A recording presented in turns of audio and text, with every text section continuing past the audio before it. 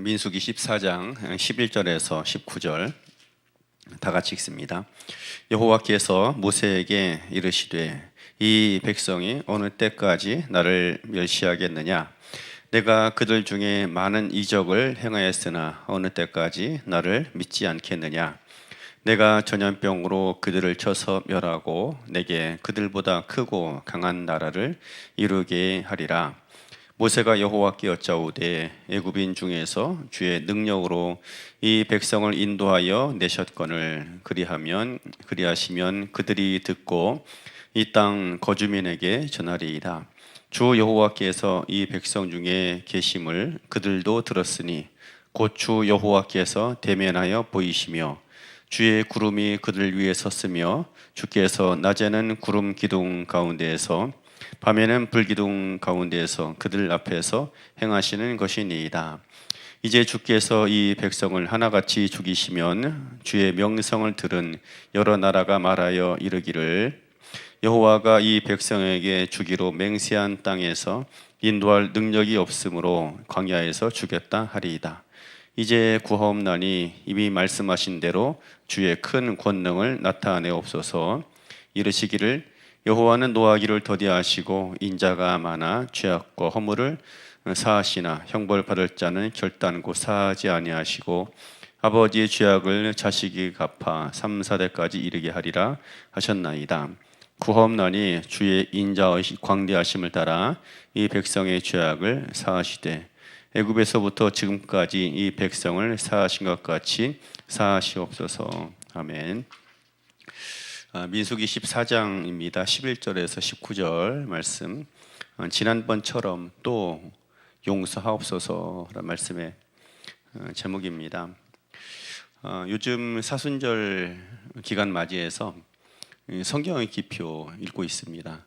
어제까지 마가복음을 읽었고 아마 오늘 누가복음 넘어갈 그런 차례인 것 같습니다. 그래서 예전에는 그냥 그 예수님의 행적을 기록한 복음서로서 그렇게 읽었습니다. 그런데 요즘 이제 예수님께서 그 제자들을 어떻게 돌보셨는가, 또 자기 앞에 있는 많은 양무리들을 어떻게 먹이셨냐, 어떤 목양을 하셨느냐에 대해서 또 새롭게 관심을 가지고 보게 됩니다. 예수님의 어떤 목양이나 또 섬김을 보면 때로는 위로가 많이 되죠. 그런데 위로도 되기도 하지만 한편으로는 야, 이렇게 할 수 있겠나 뭐 그런 생각도 많이 하게 됩니다. 초인적인 스케줄을 소화하기도 하고 또 예수님의 이적이나 행하셨던 것들을 보면 물론 주님께서 하나님이시기 때문에 그러시기도 하지만 사람이 이거 가능한 거냐 그런 생각들을 하게 됩니다. 심정적으로도 정서적으로도 매우 힘든 그런 시기가 예수님께는 참 많았습니다. 체력적으로도 감당하기 힘든 일들도 많았고 또 어쨌든 사람이 사람으로서 살아가면서 할 수 있는 일들의 한계를 예수님은 다 겪으셨던 것 같습니다. 그러면서 어쨌든 목양을 훌륭하게 잘 해내신 모습을 보게 됩니다. 그래서 그런 모습을 보면은 예수님하고 저나 이 시대 목회자들을 비교하는 것 자체가 참 매우 비교가 힘든 모양이긴 하지만 어쨌든 한마디로 기가 죽는다라고 표현할까요? 그런 생각을 합니다. 그런데 또 민수기에 보니까 또 그에 못지않은 사람이 또 나오죠. 모세입니다. 모세 역시 참 대단합니다. 광야가 어떤 곳입니까? 자기 몸 하나 건사하기도 힘든 장소가 바로 이 광야일 것입니다. 그런데 그곳에 이제 방금 전까지 몇 년 전까지만 해도 조상 대대로 4대에 거쳐서 노예 생활을 하던 사람들 데리고 함께 그 길을 걸어가는 것입니다.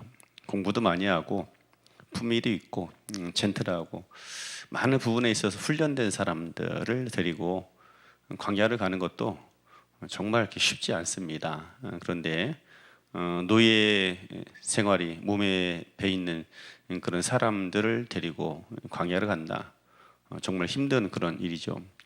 아마 그 쇼생크 탈출이라는 영화를 아실 것 같아요.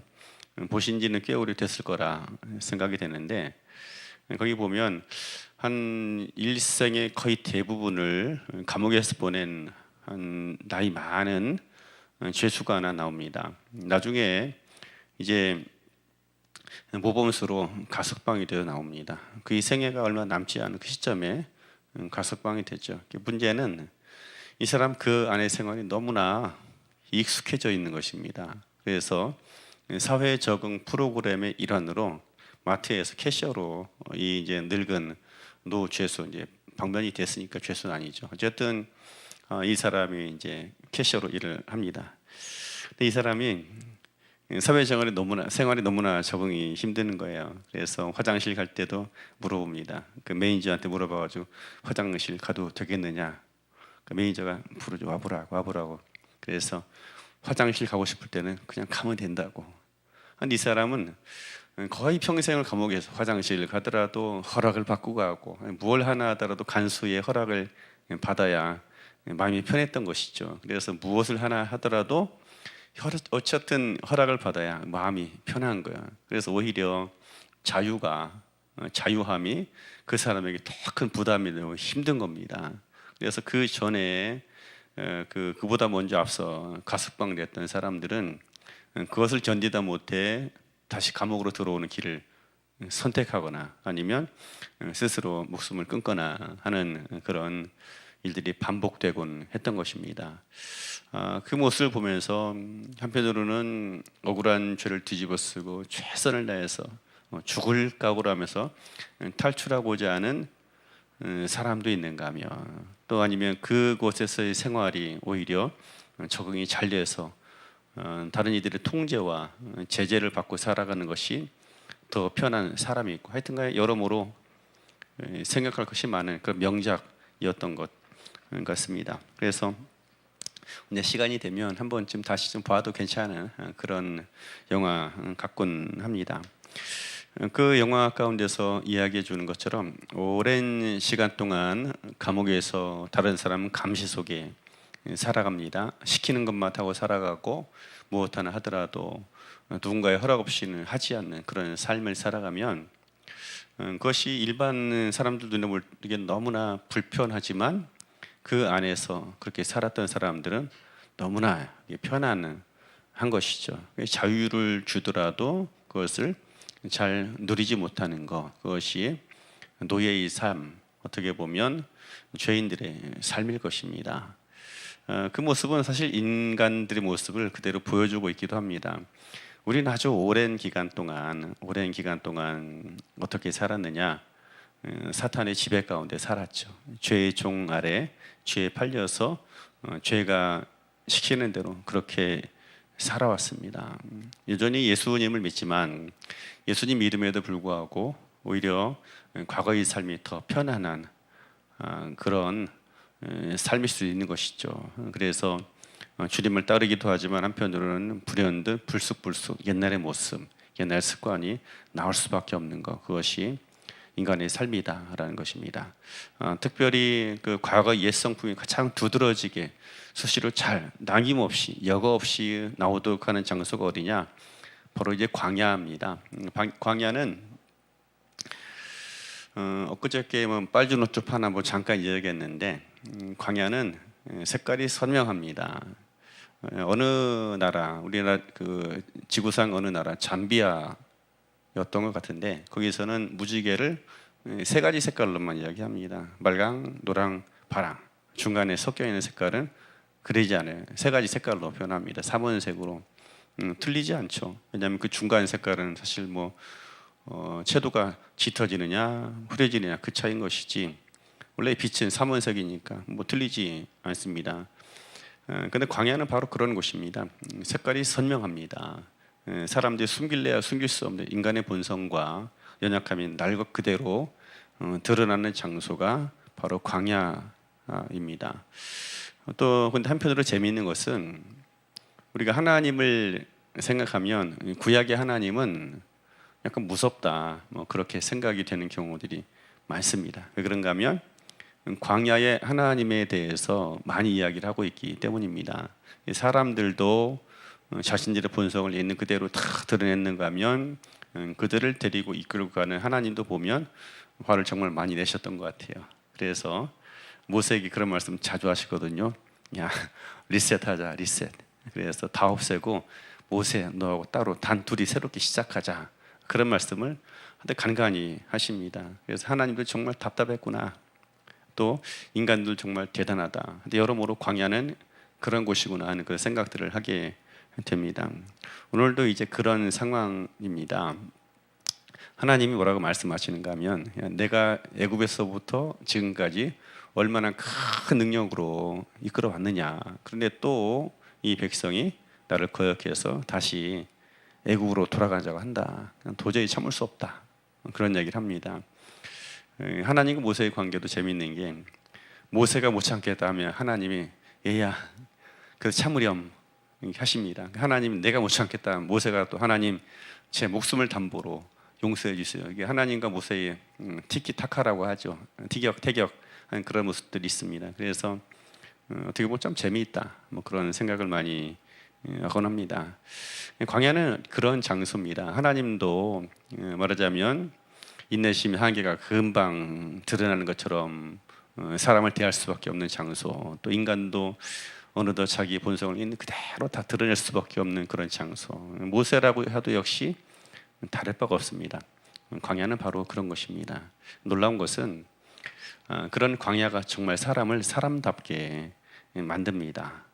우리는 살다 보면 도저히 감추고는 살 수 없을 정도 성질 한번 내지 않고 살 수 없는 그런 환경, 그런 상황들을 많이 겪게 됩니다.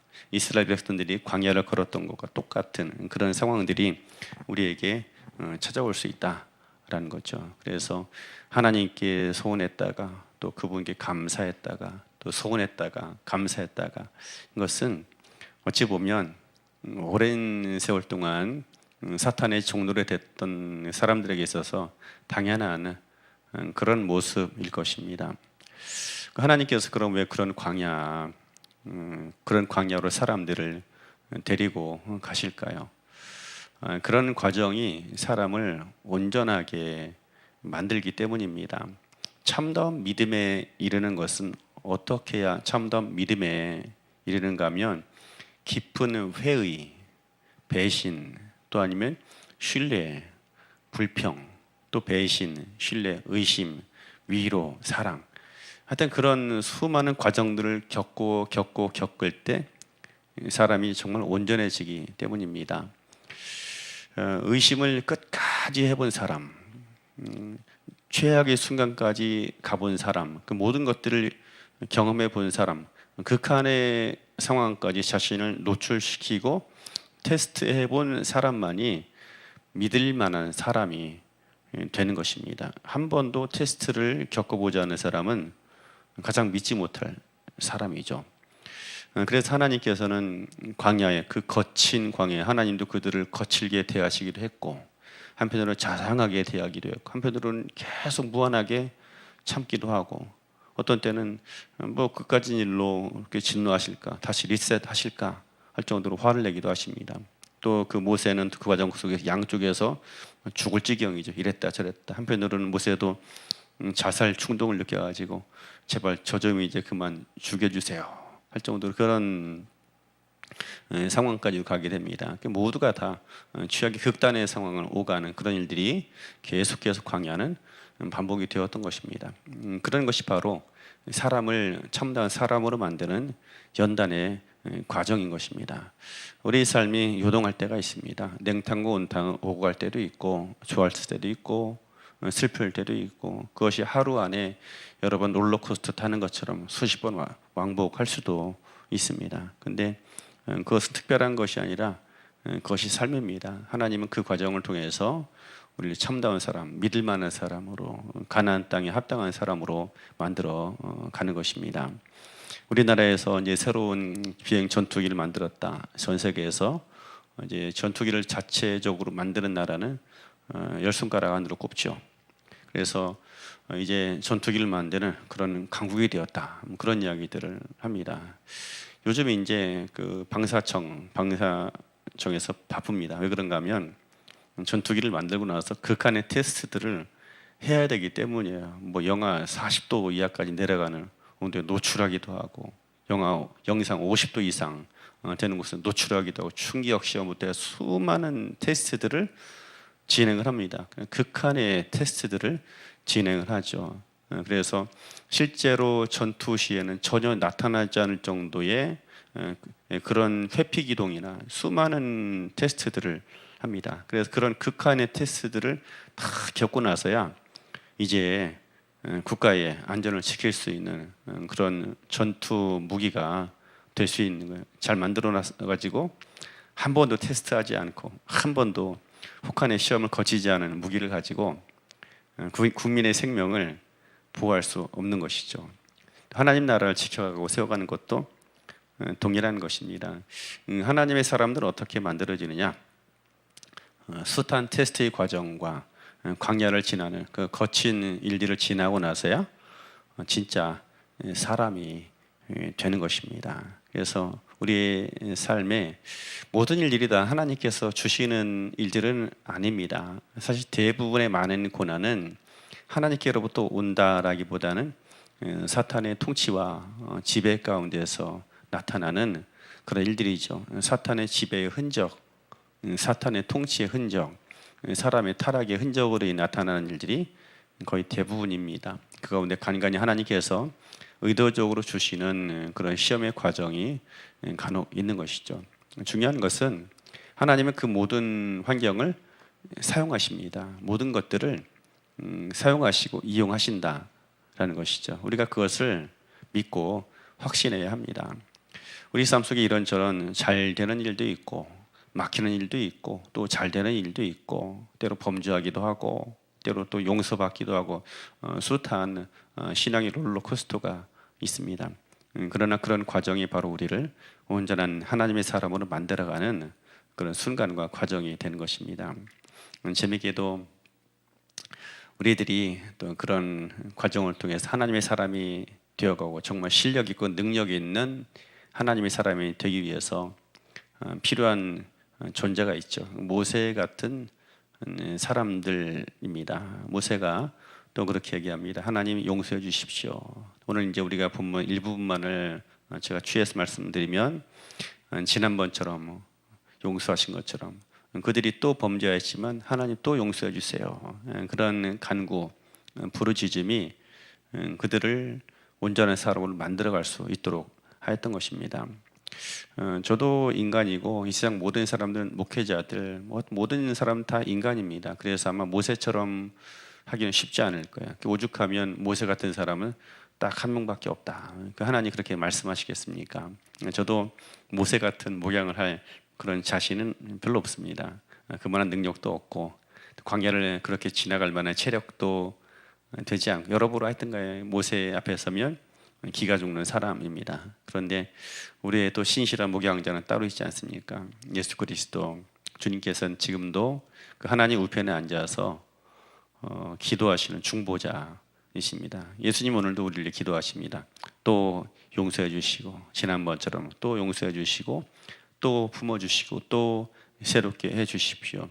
주님의 그런 온전한 목양과 섬김이 있기 때문에 여전히 우리는 부족합니다. 근데 그렇게 부족함에도 불구하고 또 온전해 갈 수가 있는 거죠. 하나님이 야야 도저히 안 되겠다 하시는 그런 상황에 갈 수도 있습니다. 예수님이 이렇게 말씀하시죠.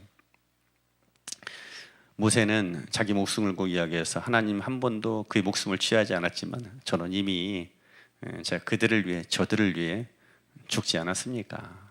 이미 내가 저들의 죄를 위해 죽었습니다. 그러므로 하나님 또 용서해 주십시오. 또 그렇게 하셔야 합니다. 하나님께서 또 그래 내가 너에게 모든 걸 맡겼으니 그리하마 하면서 또 우리를 만들어 가시고 만져 가시고 이끌어 가는 것입니다. 그래서 연약한 우리들 연약하고 부족함에도 불구하고 강성한 미래가 예정되어 있고 또 부족함에도 불구하고 온전한 미래가 예정되어 있는 삶 그것이 바로 우리 삶이다 라고 생각을 하게 됩니다. 오늘 이 하루 우리들이 살아가는 삶은 여전히 거친 환경이 있고 내 뜻보다는 내 뜻대로 되기보다는 내 뜻대로 안 되는 상황과 때를 마주할 때가 더 많습니다. 참 속상하죠. 속상하고 온몸에 힘이 다 빠지는 것 같은 상황들을 만날 때가 많습니다. 그럼에도 살아갈 수 있는 이유가 있고 또 힘을 낼 수 있고 또 온전하고 그리고 승리할 수 있는 이유가 있다라면 예수님 때문인 것입니다. 예수님이 지난번처럼 또 새로운 힘을 주십시오.